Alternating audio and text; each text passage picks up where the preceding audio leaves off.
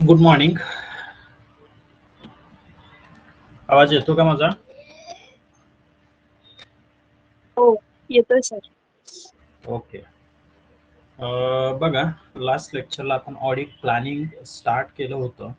Audit planning किस लिए जरूरत है, ऑडिटर क्यों प्लान करता है ऑडिट का, ये हमने देखा था. ऑडिट प्लान करने के लिए कैसे इंफॉर्मेशन ऑडिटर कलेक्ट करता है, यानी वो कुछ इंटरनल सोर्सेस यूज करता है.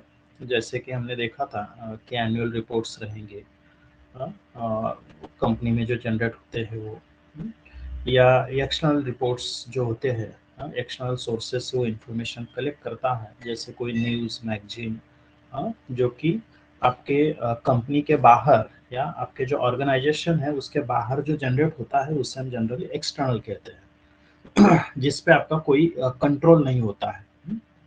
न्यूज़पेपर पे न्यूज़ आई या टेलीविजन पे न्यूज़ आई तो ये एक्सटर्नल आपके रिलेटेड जो इंफॉर्मेशन है वो है. जिस पे आपका कंट्रोल होता है, जो आपने जनरेट किए होते हैं उसे हम इंटरनल कहते हैं.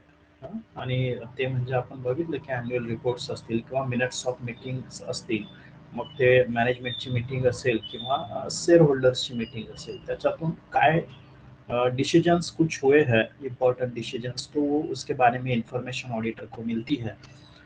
या सपोज ऑडिटर जो है क्लाइंट के फर्म में एक्चुअल में विजिट करता है, क्लाइंट के साथ डिस्कशन करता है. इस ये जो है इस वे से इंफॉर्मेशन जो है वो ऑडिटर कलेक्ट करता है. और इस इंफॉर्मेशन के बेसिस से ऑडिटर क्या करता है, ऑडिटर स्वतःचा जो काय ऑडिट प्लान आहे तो प्लान प्रिपेयर करत असतो. लक्षात घ्या, प्लान इम्पॉर्टंट है क्योंकि आपको ऑडिट अगर टाइम में कंडक्ट करना है, इन टाइम ऑडिट अगर आपको कंप्लीट करना है, सो प्लान नेसेसरी है. तो ये हमने देखा था प्लान किस लिए इम्पोर्टेंट है, प्लान कैसे बनाता है ऑडिटर. तो उसका नेक्स्ट पार्ट हम देखेंगे आज. बघा, प्लान कसा केला जातो आपण बघितलं होतं. By acquiring knowledge of clients business, internal control का इवैल्यूएशन करना है आपको, प्रीवियस एक्सपीरियंस. तो ये जो मैंने अभी बताया, internal reports, external reports, visit to clients office, discussion with clients, म्हणजे इंफॉर्मेशन कैसे वो कलेक्ट करता है auditor before audit plan, before preparation of audit plan. तो ये इंफॉर्मेशन, ये सोर्सेस है. ऑब्जेक्टिव्स हमने देखे थे, ओवरऑल ऑडिट प्लान या अप्रोच भी देखा था.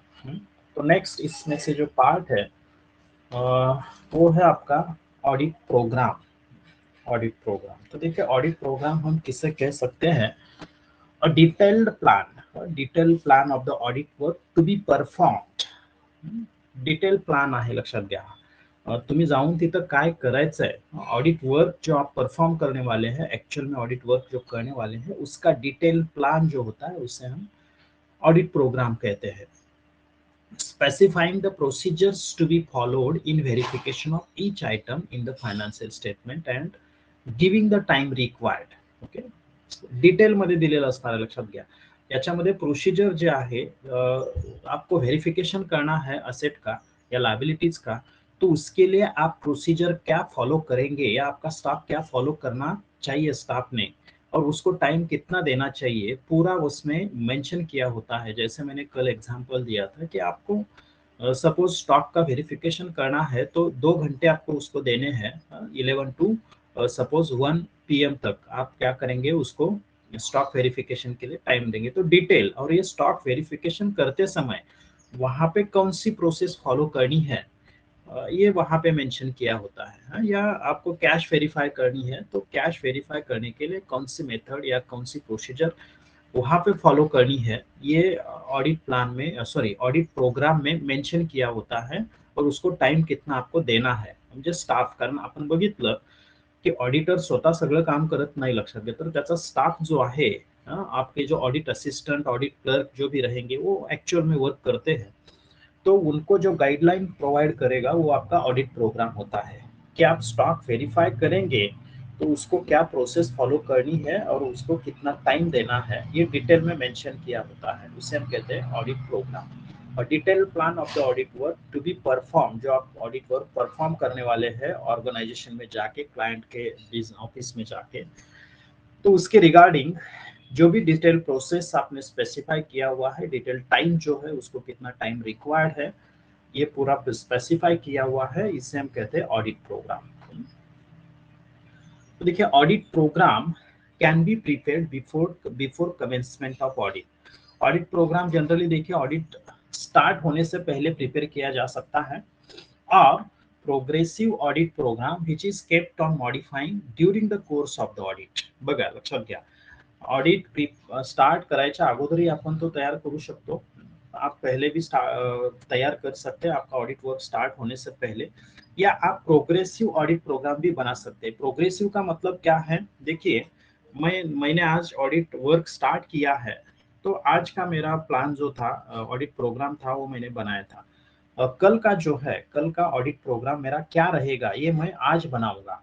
आज मेरा काम खत्म होने के बाद या दोपहर के बाद मैं डिसाइड करूंगा कि आज मुझे इसको इतना टाइम लगा, रिसीट को इतना टाइम लगा, मैंने परचेस वाउचर्स चेक किए या एंट्री चेक किए तो इसको इतना टाइम लगा, तो कल मैं क्या करने वाला हूँ और कल मुझे किसको कितना टाइम देना है, इसे हम कहेंगे प्रोग्रेसिव ऑडिट प्रोग्राम। आप ऑडिट वर्क भी कर रहे हैं और नेक्स्ट जो आपका टाइम रहेगा उसका प्लानिंग भी कर रहे हैं, मतलब नेक्स्ट डे का प्लानिंग भी वहां पे कर रहे हैं, तो इसे हम कहते हैं प्रोग्रेसिव ऑडिट प्रोग्राम। या आपने ऑडिट प्रोग्राम ऑलरेडी बनाया हुआ है ऑडिट वर्क स्टार्ट होने से पहले, तो जब आप ऑडिट वर्क स्टार्ट करते हैं तो उसमें कुछ मॉडिफिकेशंस आप करेंगे।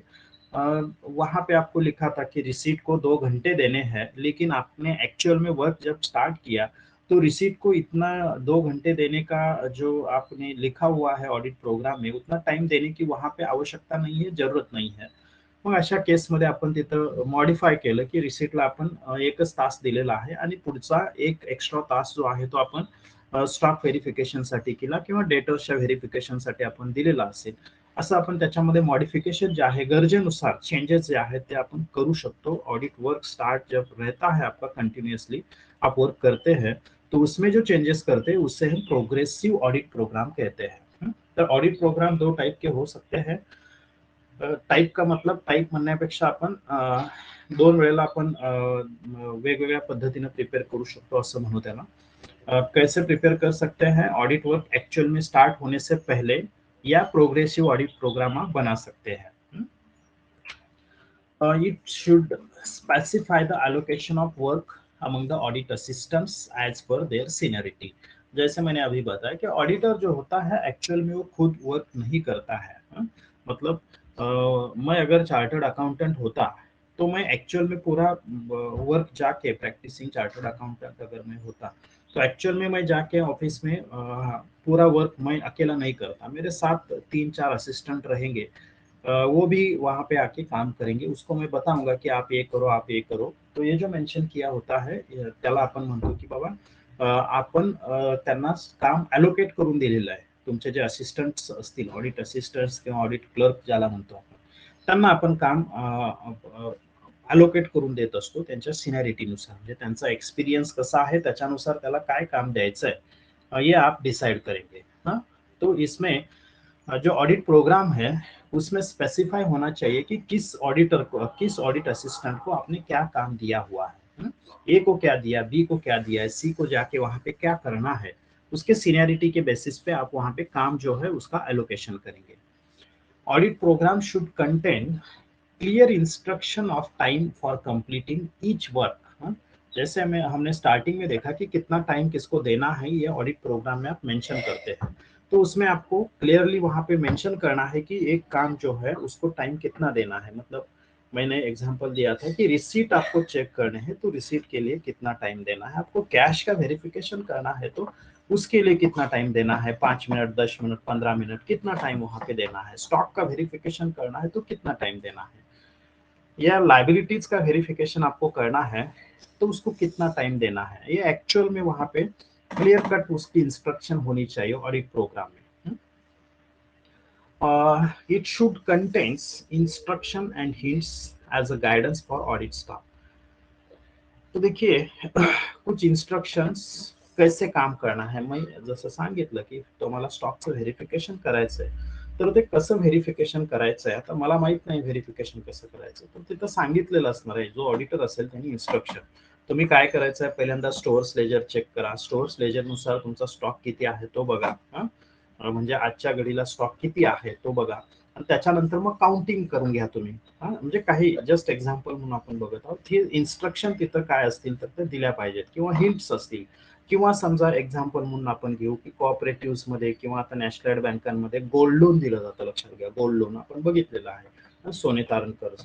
तो गोल्ड लोन जो होता है उसका मतलब क्या है कि आपका गोल्ड बैंक रखती है और उस पर आपको कैश देती है बैंक लोन के तौर पे। उस पर जो भी इंटरेस्ट रेट है वो चार्ज करती है 7%, 8%, 10%, डिपेंड है। बैंक बैंक में अलग अलग इंटरेस्ट रेट्स है।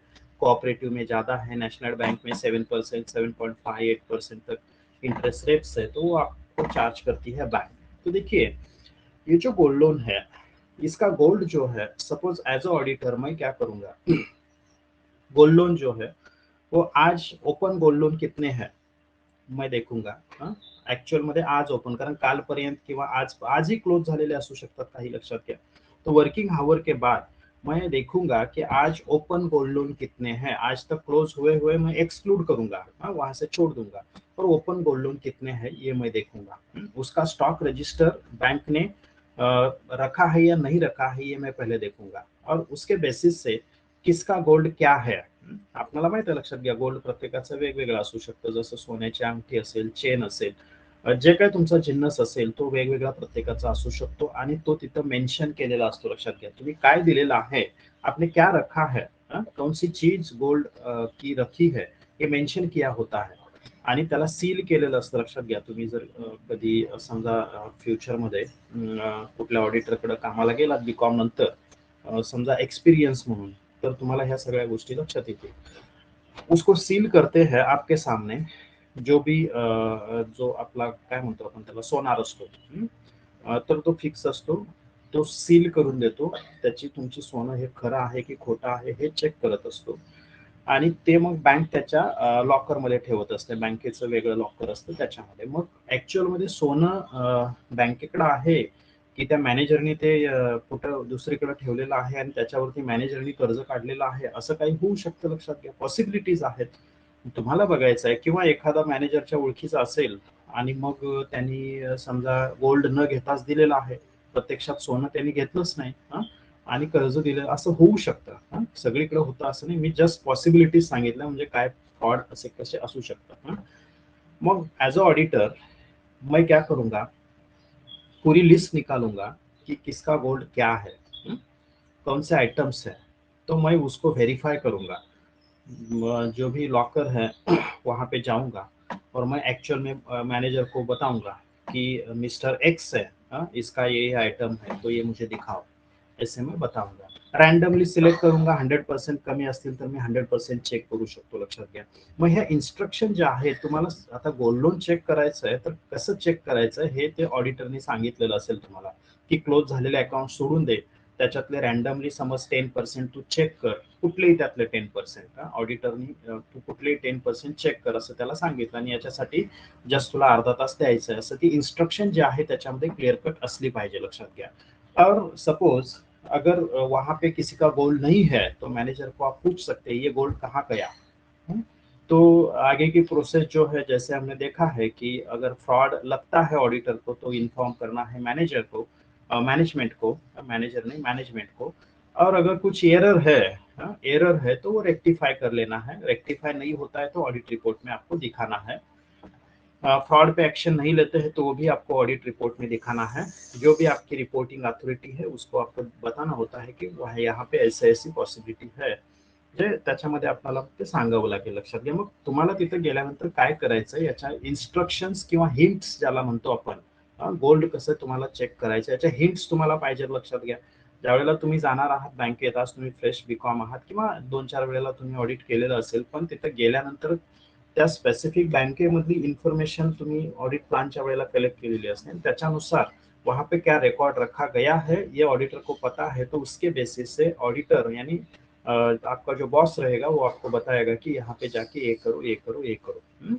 अशा हिंट्स काही दिलेल्या असतील लक्षात घ्या. मग त्या हिंट्स ऑडिट प्रोग्राम मध्ये मेन्शन केलेले असतील. It allocates duties and responsibilities of audit staff. जो ऑडिट स्टाफ है उसकी ड्यूटीज और रेस्पॉन्सिबिलिटीज जो है वो एलोकेट ऑडिट प्रोग्राम में किए होते हैं. It is also called as the blueprint of audit work. Important है अगर आपकी एग्जाम ऑफलाइन ऑनलाईन होती है. मला नाही वाटत लक्षात घ्या ऑनलाईन होईल, पण काही सांगता येत नाही. लक्षात घ्या फ्युचरची सिच्युएशन कशी असेल. तो it is also called as blueprint of audit work. Audit वर्कची ब्ल्यू प्रिंट सुद्धा याला कन्सिडर केलं जातं. लक्षात घ्या म्हटलं जातं. बघा आता ब्ल्यू प्रिंट असं म्हटलं जातं. ऑडिट प्रोग्राम जो आहे त्याला आपण काय म्हणतो, blue print of audit work. Audit work जो आप करने वाले हैं उसकी ब्लू प्रिंट हम कहते हैं.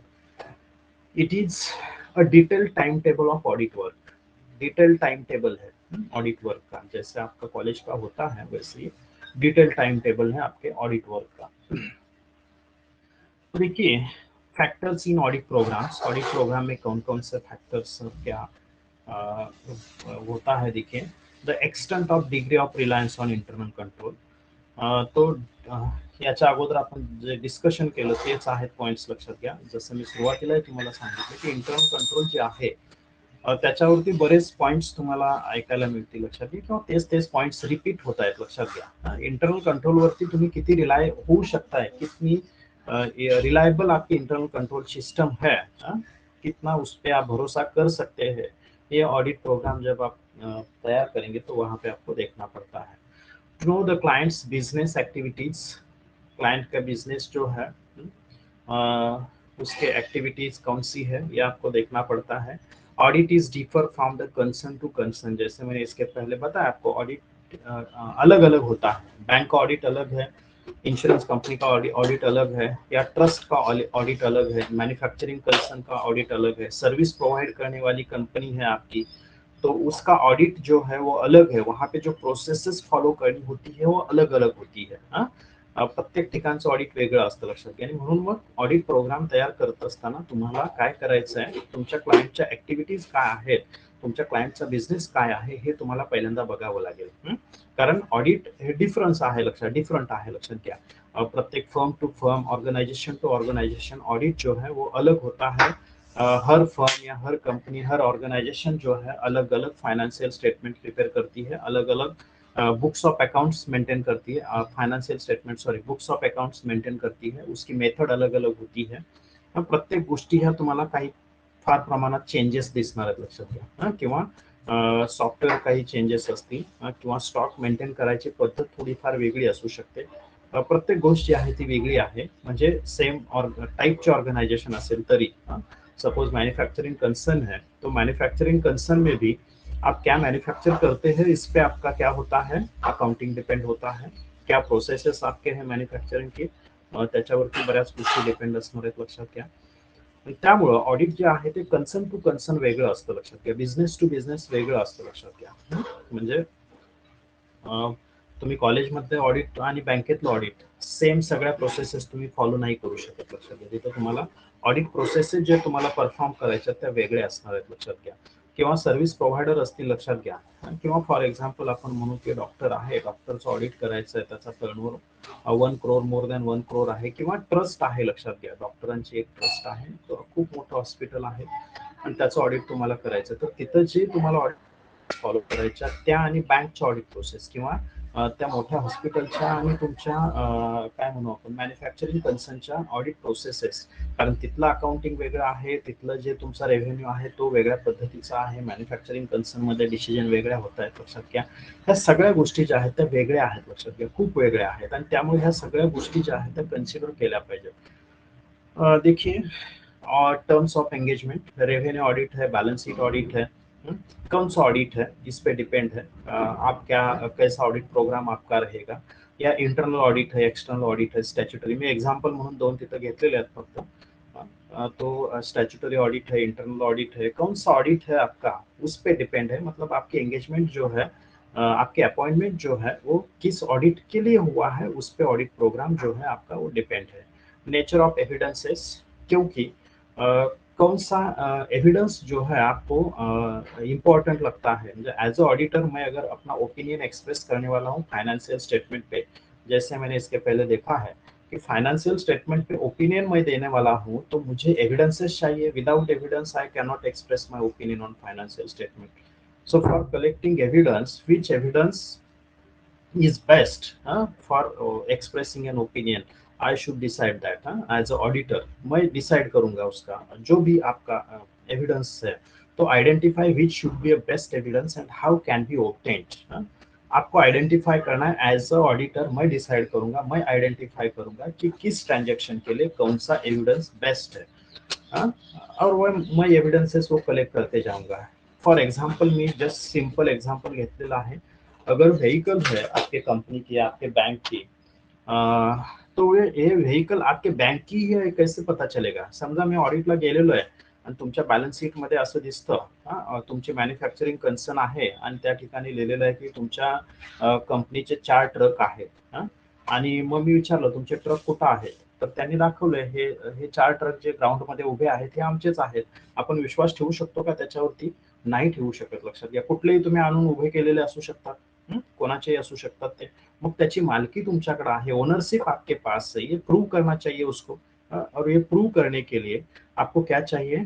आरटीओ का रजिस्ट्रेशन सर्टिफिकेट जो होता है वो आपको चाहिए। कि उस रजिस्ट्रेशन सर्टिफिकेट पे आपके आप ओनर का नाम होता है, अगर उस पे लोन है तो वो मेंशन किया होता है, उसका चेसिस नंबर होता है, उसका रजिस्ट्रेशन नंबर होता है। जो भी रजिस्ट्रेशन नंबर असेल, जसं आपण म्हणतो की MH06 पेनचं आरटीओचं रजिस्ट्रेशन नंबर आहे, MH06BU जो भी रहेगा वो आगे ये आपका रजिस्ट्रेशन नंबर होता है। तो आप वेरीफाई करेंगे कि ये रजिस्ट्रेशन नंबर और ये आरसी में दिखाया हुआ रजिस्ट्रेशन नंबर सेम ट्रक का है। हाँ, तो ये ट्रक आपका है। दूसरा ट्रक है तो उसका भी सेम आप व्हेरीफाय करेंगे। म्हणजे जस्ट एक्झाम्पल म्हणून आपण घेतलेले की एव्हिडन्सेस काय असतात, म्हणजे तो ट्रक माझा आहे किंवा ती मोटरसायकल माझी आहे याची ओनरशिप, म्हणजे मी त्याच्याकडे बोट केलं म्हणजे ती माझी आहे का नाही। लक्षात घ्या, त्याची ओनरशिप कशी सिद्ध होणार है।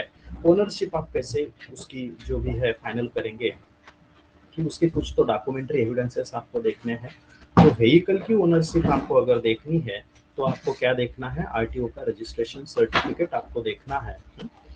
जो आरटीओ इशू करता है, तो उसके बेसिस से आप कह सकते हैं हाँ ठीक है ये ट्रक आपका है, ये मोटरसाइकिल आपके कंपनी की है, आपके कंपनी के नाम पे है, कंपनी के नाम पे है, तो उसको हम कह सकते हैं। तो आपको जो एविडेंसेस चाहिए वो एविडेंसेस कौन से बेस्ट रहेंगे वो आपको डिसाइड करना है। तो किस टाइप के एविडेंसेस आपको चाहिए आपका ओपिनियन एक्सप्रेस करने के लिए। बिल्डिंग असेल तर बिल्डिंगसाठी किंवा तुमच्या कंपनीचा समजा एखादा फ्लॅट असेल तर त्या फ्लॅटची ओनरशिप सिद्ध करणारे डॉक्युमेंट तुम्हाला बघावे लागतील। लक्षात घ्या। तर ह्या सगळ्या म्हणजे एव्हिडन्सेस काय तुम्हाला लागणार आहेत हे इम्पॉर्टंट आहे तुमचे ओपिनियन एक्सप्रेस करण्यासाठी।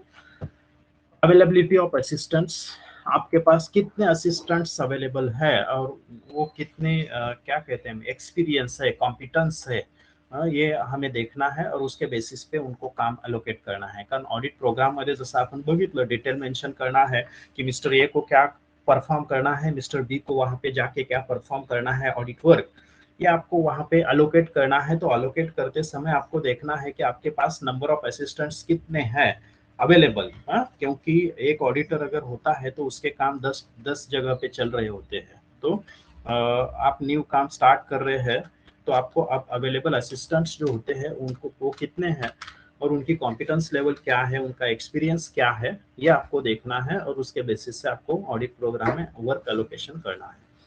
टाइम अवेलेबल कितना है आपको ऑडिट वर्क के लिए। Auditor should keep in mind available time to complete the audit and submit the audit report.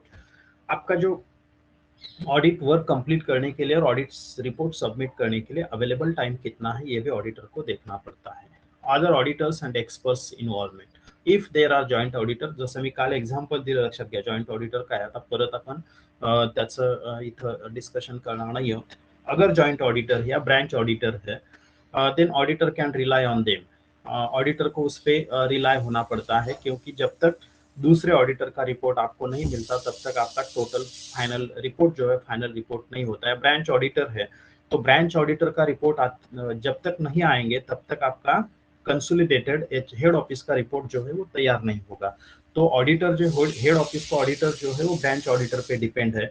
या एक जॉइंट ऑडिटर दूसरे जॉइंट ऑडिटर के वर्क पे डिपेंड है, तो जब तक दूसरे जॉइंट ऑडिटर का काम कंप्लीट नहीं होता है तब तक आप रिपोर्ट फाइनल नहीं कर सकते हैं। तो ये डिपेंडेंस जो है आपका वो किस पे है ये आपको देखना पड़ता है, और ये बातें जो है आपको जब आप ऑडिट प्रोग्राम कर रहे होते हैं तो ये कंसिडर करना होता है। तो नेक्स्ट देखिए, ॲडव्हान्टेजेस काय असू शकतात.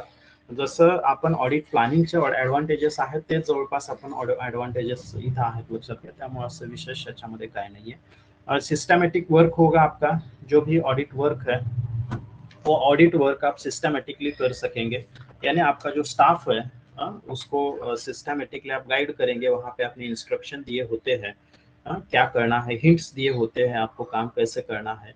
तो जो ऑडिट वर्क है वो सिस्टमेटिकली कंप्लीट होने में मदद होती है। नो ओमिशन ऑफ वर्क, कोई वर्क जो है क्योंकि आपने प्रोग्राम ही इन डिटेल किया है कि कौन कौन सा वर्क वहाँ पे परफॉर्म करना है, क्या क्या वहाँ पे जाके आपको चेक करना है। तो वर्क जो है वो रहने की या कोई चेक करणे का, सपोज असं म्हणू नाही शकत की आपण हे आयटम आपण चेक करायचा राहून गेला म्हणजे आपण तिथून निघून गेलो आणि आपणाला वाटलं कि बाबा हा चुकून राहून गेला, ऐसे नहीं हो सकता है क्योंकि आपके पास प्रोग्राम होता है इन डिटेल। तो आपने क्या क्या कंप्लीट किया है, किसको टाइम कितना दिया है, ये आपके सामने होता है। तो कोई भी वर्क आपसे छूट नहीं जाता है। No omission of work. Guidance to audit staff, जैसे हमने देखा कि ऑडिट प्रोग्राम जो है वहाँ पे आप इंस्ट्रक्शन देते हैं, हिंट देते हैं, तो ऑडिट स्टाफ को गाइड मिलता है, वहाँ पे गाइडेंस जो है वो हो सकता है। या सपोज हम कह सकते हैं कि एक ऑडिट स्टाफ जो है मिस्टर ABCD, ऐसे 4 ऑडिट स्टाफ आपने एक बैंक में भेजा है ऑडिट करने के लिए। मिस्टर ए का कुछ तो इमरजेंसी फैमिली प्रॉब्लम हो गया और उसने वहाँ से एग्जिट की, तो यहाँ पे सपोज मिस्टर ई को आपने भेज दिया, तो मिस्टर ई को पता चलेगा कि ऑडिट प्रोग्राम के बेसिस पे कि मिस्टर ए ने क्या काम किया है और कब कहाँ तक काम किया है, तो ये गाईड कर सकता है। जैसे मी सांगितलं की इन्स्ट्रक्शन तर आहेतच, त्याला कसं काम करायचं आहे त्याच्या हिंट्स तर दिलेल्या आहेतच, त्याच्यासोबत समजा एखादा असिस्टंट जो आहे त्याला इमर्जन्सी आली आणि तो काम सोडून, जर समजा काम सोडून म्हणजे काही कालावधीसाठी तो तिथं थांबू शकत नाहीये काही फॅमिली प्रॉब्लेममुळे, तर त्यांनी काय काम केलेलं आहे, लिंक बिटवीन काय म्हणू आपण, link between the work establish करने के लिए, लिंक जो ए ने काम किया है उसमें और अब ये करने वाला है, इन दोनों के वर्क में लिंक इस्टेब्लिश करने के लिए क्या कर सकता है, ये गाइड कर सकता है। तो guidance to audit staff. Allocation of duties and responsibility, जैसे हमने बताया कि एक्सपीरियंस के बेसिस पे आप वर्क अलॉट करेंगे, उसका कॉम्पिटेंस क्या है, उसका एक्सपीरियंस क्या है, उसका नॉलेज क्या है, उसकी एक्सपर्टीज क्या है, किसमें है, वो टॅक्स ऑडिट में एक्सपर्ट है, कोऑपरेटिव्ह मध्ये एक्सपर्ट आहे, त्याच्यानुसार आपण त्याला ड्युटीज आणि त्याच्या रेस्पॉन्सिबिलिटीज, किंवा एखादा समजा लोन चे प्रपोजल्स जे आहेत ते चेक करण्यामध्ये एक्सपर्ट आहे, किंवा एखादा FDs किंवा व्हेरिफिकेशन मध्ये एक्सपर्ट, प्रत्येकाची एक्सपर्टीज वेगवेगळी असू शकते लक्षात घ्या, आणि त्याच्या एक्सपर्टीज नुसार, त्याच्या नॉलेज नुसार, उसके एक्सपीरियंस के बेसिस पे आप उसको ड्यूटीज अलॉट करेंगे और उस ड्यूटीज के बेसिस पे उसके रेस्पॉन्सिबिलिटीज जो है वो आप फाइनल करेंगे। और टाइमली कंप्लीशन, क्योंकि हमने देखा इन डिटेल जो है, इन डिटेल आप क्या करेंगे, आपका जो वर्क है उसका प्लान बनाते हैं, तो आपका ऑडिट वर्क जो है इन टाइम कंप्लीट होने में ये मदद करता है। एविडेंस इन कोर्ट, कोर्ट में अगर कोई स्वीप फायनल हुआ आपके अगेन्स्ट, केस फाईल झाली, लक्षात घ्या की तुम्ही काम व्यवस्थित केलेलं नाही आहे, तर मग कोर्टामध्ये हा एव्हिडन्स असतो की मी हे काम केलेलं आहे, हा माझा डिटेल्ड ऑडिट प्रोग्राम है, क्योंकि हमने कहा blueprint of audit work. Audit programme is a blueprint of audit work, audit work का ब्लू प्रिंट अगर है, तो कोर्ट में अगर कोई आपके अगेंस्ट सूट हुआ, कोई किसी ने आपके अगेंस्ट कंप्लेंट की, तो आप बता सकते हैं कि ये मेरा डिटेल्ड ऑडिट प्लान है, इस प्लान के तहत मैंने क्या किया है, वर्क एलोकेशन किया था, आपने क्या किया, इस प्लान में मेंशन किया हुआ है कि कौन सी ऑडिट प्रोसेसेस हमने फॉलो किए हैं या करने थे, पूरे ऑडिट प्रोसेसेस कौन कौन सा हमने चेकिंग किया हुआ आहे, हे डिटेल त्याच्यामध्ये असणार आहे लक्षात घ्या। कारण आपण काय म्हटलं, डिटेल, इन डिटेल, त्याला किती वेळ दिलेला आहे याच्या सकट ते मेंशन केलेलं असणार आहे, म्हणून मग ते आपने क्या काम किया है इसका एविडेंस जो है ये ऑडिट प्रोग्राम है आपका।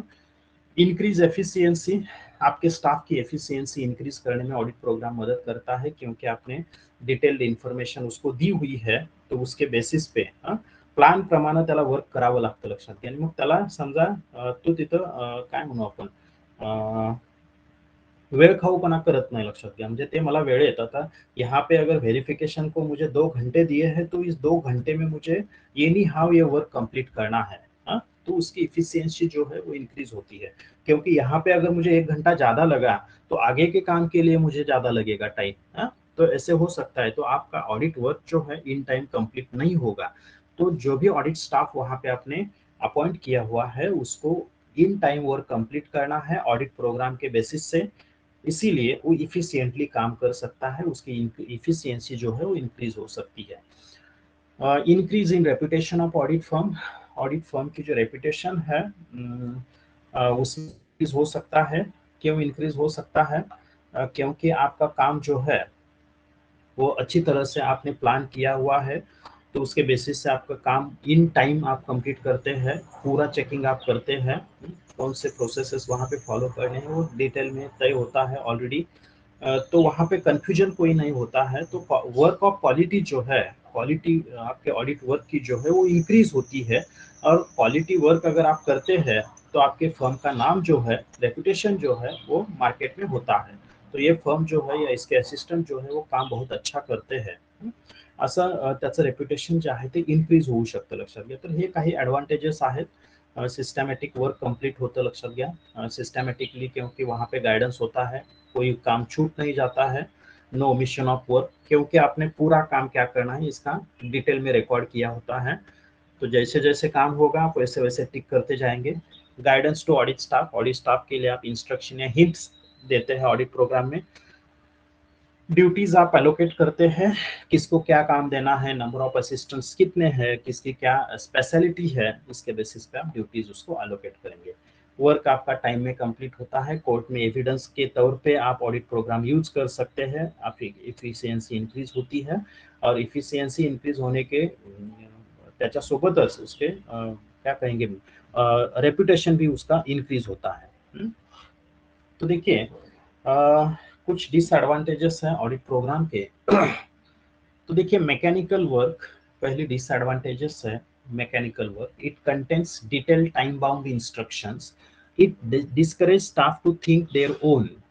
देखिए, इसीलिए हम इसे मैकेनिकल वर्क कहते हैं कि ऑडिटर ने बताया है कि ये वेरिफिकेशन ऐसे ही करना है, या ऑडिटर ने बताया है कि कैश का वेरिफिकेशन जो है वो क्या करना है आपको कैश क्लोज होने के बाद. और कैशियर स्क्रॉल लो, क्लोजिंग बैलेंस कितना है देखो, नोट काउंट कितने हैं देखो, और बाद में वो एक्चुअल में उसका काउंटिंग करो, ऐसे बताया. लेकिन मुझे लगता है कि इससे इसके बेहतर मैं क्या कर सकता हूँ. मैं जाने जाने से, मैंने इसके पहले जो बताया, जब मैं जाऊंगा ऑडिट काम के लिए, तो मैं ऑडिट जब जाऊंगा, कॅशियर कॅश बॉक्स खोलेगा, तर मी सांगितलं होतं की तुम्हाला त्याच्यातली कॅश मी जेवढी हाताला लागेल कॅशियरच्या तेवढी त्याला घे म्हणेन, त्याला एनव्हलप मध्ये टाकायला लावेन. आणि मग काय करेन, तो सील करेन कॅशियरच्या, मॅनेजरच्या आणि माझ्या सहीने. आणि मी ते ठेवून देणार आहे मॅनेजरच्या मॅनेजरकडं. आणि ज्यावेळेला कॅश क्लोज होईल त्यावेळेला मी काय करेन, की त्याच्यातली कॅश जेवढी शॉर्ट आहे तेवढी त्या एनव्हलप मध्ये आहे की नाही ती मी चेक करणार आहे, लक्षात घ्या. हे सुद्धा तुमचं व्हेरिफिकेशन आहे कॅशचं. मला असं वाटतं की ही मेथड बेस्ट आहे.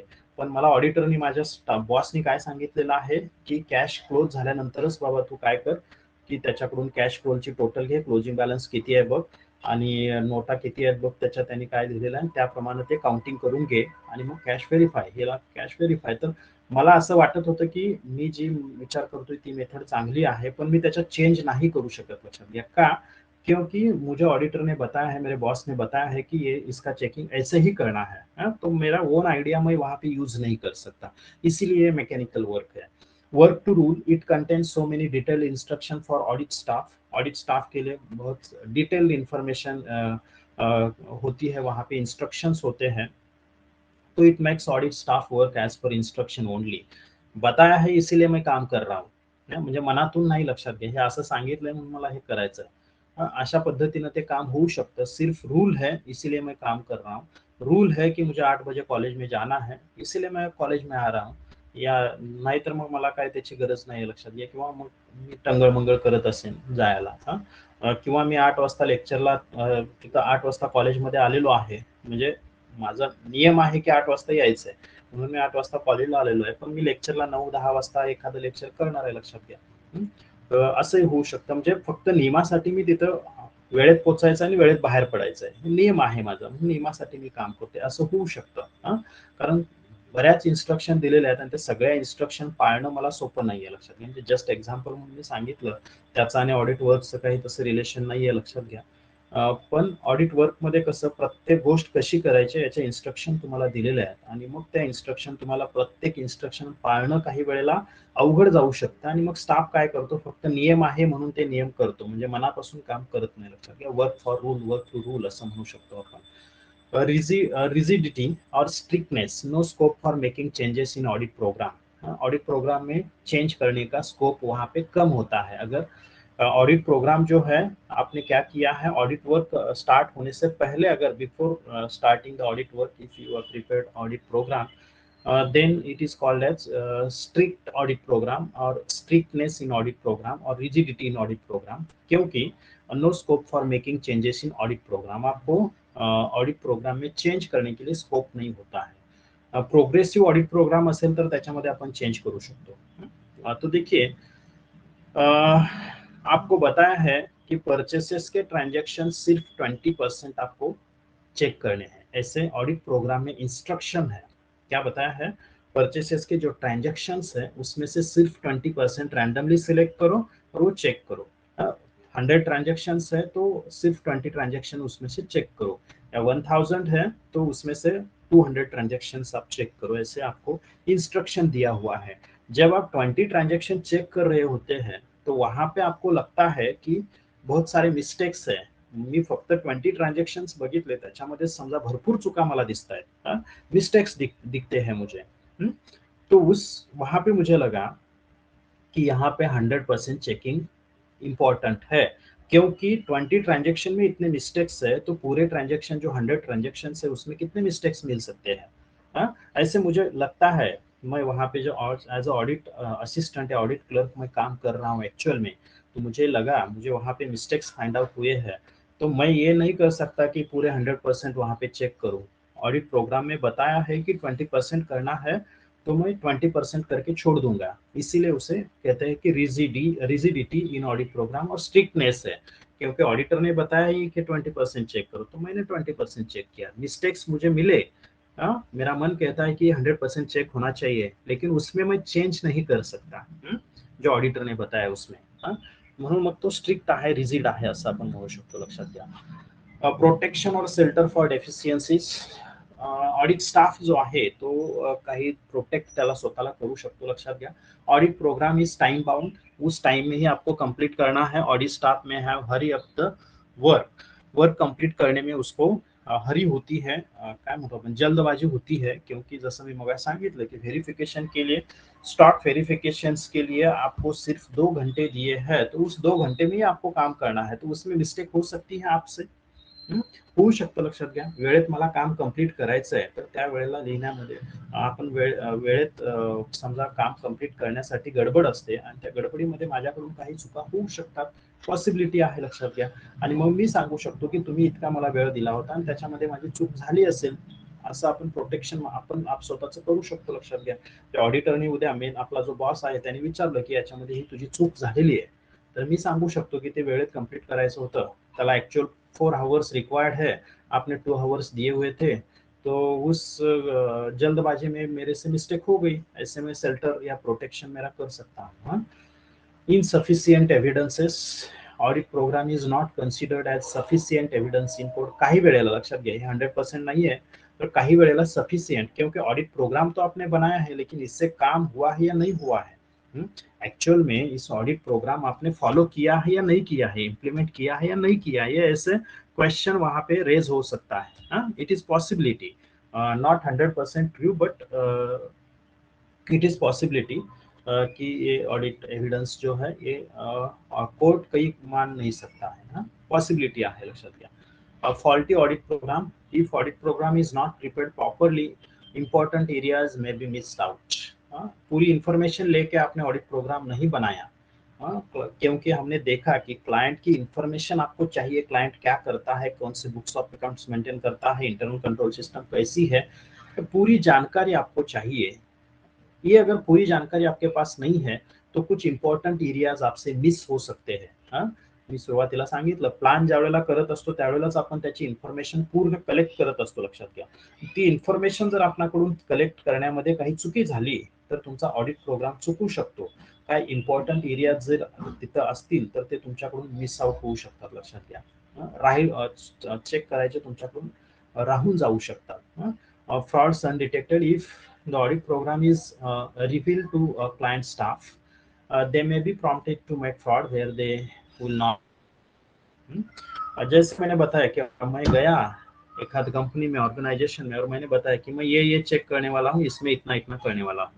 हाँ, या आपने क्या किया, क्लाइंट के स्टाफ को बताया, जो कि क्लाइंट के स्टाफ है, क्लाइंट का स्टाफ, उसको बताया कि ये मेरा ऑडिट प्रोग्राम है और इसके बेसिस से मैं ये इतना चेक करने वाला हूँ. मैं कैश चेक करूंगा, सपोज मैं रिसीट में 10% चेक करूंगा, मैं पेमेंट कुछ भी चेक नहीं करूंगा, मैं परचेसेस जो है 20% चेक करूंगा, सेल्स जो है उसमें से सिर्फ मैं क्या करूंगा, समरी देखूंगा सेल्स की. हे तुम्ही ठरवलेलं आहे, लक्षात घ्या. आणि हे तुम्ही सांगून दिलं समोरच्या पार्टीला, जो तुमचा क्लायंट आहे त्याला, तर मग तो काय करेल, मला जर काही फ्रॉड करायचा असेल तर ऑडिटरनी सांगितलं की सेलची फक्त समरी बघणार आहे, समरी बघणार आहे, किंवा रिसीट तो चेकच करणार नाहीये. मी त्याच्यामध्ये चुका करू शकतो, फ्रॉड करू शकतो, लक्षात घ्या. त्यामुळं ते फ्रॉड जे आहे ते अनडिटेक्टेड राहू शकतात, कारण मी तो एरिया काय केलेला आहे, इंटरनल कंट्रोल सिस्टम चांगली होती आणि म्हणून मी ते स्किप केलेलं होतं, लक्षात घ्या. रिसीट्स, आणि रिसीट्स मध्ये हमने देखा है कैश का फ्रॉड कैसे हो सकता है. स्टार्टिंग में टाइप्स ऑफ फ्रॉड्स में देखा था, जो कैश रिसीव हुआ है उसकी रिसीट ही आपने फाड़ दिया, रिसीट उसका रेकॉर्ड ही नाही किया. काही असू शकतं, लक्षात घ्या. त्याच्यामध्ये काय तुम्ही वेगवेगळ्या पद्धतीने करू शकता. मग त्या समोरच्या स्टाफला असं समजलं की रिसीटचं चेकिंगच करणार नाहीये, किंवा सेल्स जे आहेत ते सेल्सची फक्त समरी बघणार आहे, तो महिन्याची समरी जी काय असेल तेवढं चेक करणार आहे, असं जर समजलं तर मग त्याच्यामध्ये तो फ्रॉड करू शकतो, लक्षात घ्या. वो प्रॉम्प्ट हो सकता है कि आप जो चेक नहीं करने वाले हैं उसमें वो फ्रॉड कर सकता है. तो इसीलिए ऑडिट प्रोग्राम जो है, वो ऑडिट प्रोग्राम आपके क्लाइंट को कभी भी आपको बताना नहीं है. अगर आपने बताया तो जो फ्रॉड्स है वो अनडिटेक्टेड रह सकते हैं. तो देखिए, overcoming disadvantages of audit programme. Audit program जो आहे त्याच्या काही डिसएडवांटेजेस ओव्हरकमिंग कशा आपण करू शकतो, उस पे ओवरकम आप कैसे कर सकते हैं. देखिए, changes in control. Auditor should review internal control and check system and identify weaker aspects and revise the audit program. Control system जो है वो आपको वेरीफाई करना है. इसके पहले भी हमने देखा कि इंटरनल कंट्रोल सिस्टम जो है वो आपको क्या करना है, उसका एग्जामाइन करना है, उसको एग्जामाइन करना है कि वीक है या स्ट्रांग है, आपको देखना है. इंटरनल कंट्रोल सिस्टम का रिव्यू लेना है, चेक करना है उसको, और उसमें कौन सा आस्पेक्ट वीकर है, त्या इंटरनल कंट्रोल सिस्टम मध्ये कोणता आस्पेक्ट वीक आहे ते तुम्हाला आयडेंटिफाय करायचं आहे. आणि जिथं वीक आहे तिथं तुम्ही 100% चेकिंगला द्यायचं आहे, लक्षात घ्या. तो उसके बेसिस पे वीकर्स एस्पेक्ट आप आइडेंटिफाई करके आपका ऑडिट प्लान जो है वो रिवाइज कर सकते हैं. तो जहाँ पे स्ट्रांग है ऑडिट इंटरनल कंट्रोल सिस्टम या इंटरनल चेक सिस्टम, दोनों अलग है, लक्षात घ्या. इंटरनल कंट्रोल सिस्टम और इंटरनल चेक सिस्टम दो अलग है. ये हम देखने वाले हैं नेक्स्ट टॉपिक में. Internal control system in detail और इंटरनल चेक सिस्टम दोनों जो है इन डिटेल हम देखेंगे. तो ये आपको आइडेंटिफाई करना है कि कहाँ पे वीकर है, कहाँ पे स्ट्रॉन्ग एरियाज है. तो वीक जहाँ पे एरियाज है वहाँ पे इन डिटेल चेकिंग आपको करना है. तो ऑडिट प्रोग्राम जो है आपका वो उस बेसिस पे रिवाइज करना है, लक्षात घ्या. म्हणजे तुम्ही इंटरनल कंट्रोल सिस्टम बघून तुमचा ऑडिट प्रोग्राम रिवाइज करणार आहात. Suggestions of assistants. Auditor should take suggestion from his assistants क्योंकि एक्चुअल वर्क असिस्टेंट करतात, लक्षात घ्या. एक्चुअल वर्क कौन करते हैं, असिस्टेंट्स करते हैं. तो असिस्टेंट्स के कुछ सजेशन अगर है उस वर्क के बारे में तो उसको आपको कंसिडर करना है and make changes in the audit programme, और उसके बेसिस पे ऑडिट प्रोग्राम में चेंजेस आप कर सकते हैं. Revision. Auditor should take revision of audit work done from time to time. क्योंकि जैसे आपको पता है कि एक दिन में ऑडिट कंप्लीट नहीं होता है, उसको 4 दिन, 5 दिन, 1 वीक भी लग सकता है. तो आपका जो ऑडिट प्रोग्राम है 1 वीक का है, तो ऑडिटर क्या कर सकता है, कितना काम हुआ है उसकी रिवीजन ले सकता है. आज कितना हुआ, कल कितना होने वाला है, कल आप कॉल करेंगे तो कल कितना हुआ, आज कितना हुआ, या आप रिवाइज कर सकते हैं. He should make suitable changes in the audit programme, और उसके बेसिस पे आप ऑडिट प्रोग्राम में चेंजेस कर सकते हैं as per requirement of the time. Remaining time जो है उसके बेसिस पे ऑडिट प्रोग्राम मध्ये आपण रिव्हिजन करू शकतो. Changes in operation and practice. Auditor should obtain information about new lines of business. Business lines सगळं म्हणजे काही क्लायंट आहेत तुमच्या, त्यांच्या काही बिझनेस लाईन्स नवीन असू शकतात, लक्षात घ्या. और new systems to carry on the old business adopted by the client. Old business उसने अडॉप्ट किया है, उसमें कुछ न्यू सिस्टम्स आपने कॅरी किए हैं, तर ते सुद्धा ऑडिटरनी लक्षात घेतलं पाहिजे. He should make changes in his audit program. For example बघा, आता न्यू बिझनेस लाईन्स मध्ये आपण काय सांगू शकतो, तर रिलायन्स बघा, जिओ जे आहे, रिलायन्स जिओ हे काही वर्षापूर्वी अस्तित्वात होतं का? त्यावेळेला फक्त एअरटेल होतं, आयडिया होतं, वोडाफोन होतं, लक्षात घ्या. ह्या कंपन्या होत्या, आपल्याला माहित होतं. पण रिलायन्स जिओनी त्याच्यामध्ये एंट्री केली, लक्षात घ्या. म्हणजे ही न्यू लाईन ऑफ बिझनेस झाली रिलायन्सची. तर असं काही असेल क्लायंटचं, तर ते आपल्याला बघावं लागेल. ते ऑडिट प्रोग्राम जब आप प्रिपेयर करते हैं तो आपको ये देखना है कि कुछ न्यू लाइन्स बिजनेस के क्लाइंट ने अपने आपके अडॉप्ट किए हैं, या ओल्ड बिजनेस कोई जो है उसमें न्यू सिस्टम्स आपने कुछ कैरी किया है, तो ये ऑडिट प्रोग्राम में आपको कंसिडर करना है. Additional test. Audit program provides minimum test. आपको वहां पे जाके क्या करना है, टेस्ट कौन सी करनी है, कौन सी प्रोसीजर फॉलो करनी है, मिनिमम दिया होता है, which are required to be carried out.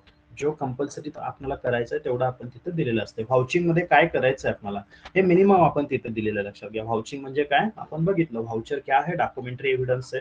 तो डॉक्यूमेंट्री एविडेंस चेक करने की प्रोसेस जो होती है उसे हम वाउचिंग कहते हैं. तो वाउचिंग में आपको क्या वाउच करना है, ये मिनिमम रिक्वायर्ड जो है उतना ही ऑडिट प्रोग्राम में बताया होता है. Audit staff should undertake surprise checks. Surprise check मी अगोदर सांगितलेलं, लक्षात घ्या. Surprise test considered appropriate even though not provided in the program. Program मध्ये जरी सांगितले नसतील तुमच्या ऑडिट प्रोग्राम मध्ये, तरी ते ऑडिट स्टाफनी केलं तरी हरकत नाहीये, लक्षात घ्या. तुम्हाला जर तुमच्या ज्या काही डिसएडव्हान्टेजेस आहेत त्या कमी करायच्या असतील ऑडिट प्रोग्रामच्या, तर ऍडिशनल टेस्ट, ऍडिशनल चेक्स किंवा सरप्राईज चेकिंग जे आहे ते तुम्ही करू शकता, लक्षात घ्या. तर ह्या काही ओव्हरकमिंग आहेत, जे डिसएडव्हान्टेजेस ज्या आहेत त्या आपण घालवू कशा शकतो याच्या संदर्भातले काही पॉइंट्स आहेत, लक्षात घ्या. तर याच्या पुढचा जो पॉइंट आहे मेथड्स ऑफ वर्क, हा आपण नेक्स्ट लेक्चरला बघू. इथपर्यंत काय कोणाला अडचण आहे का? आतापर्यंत जे आपण बघितलं त्याच्यामध्ये काही कोणाला डिफिकल्टी आहे का? No sir. ओके, ठीक है.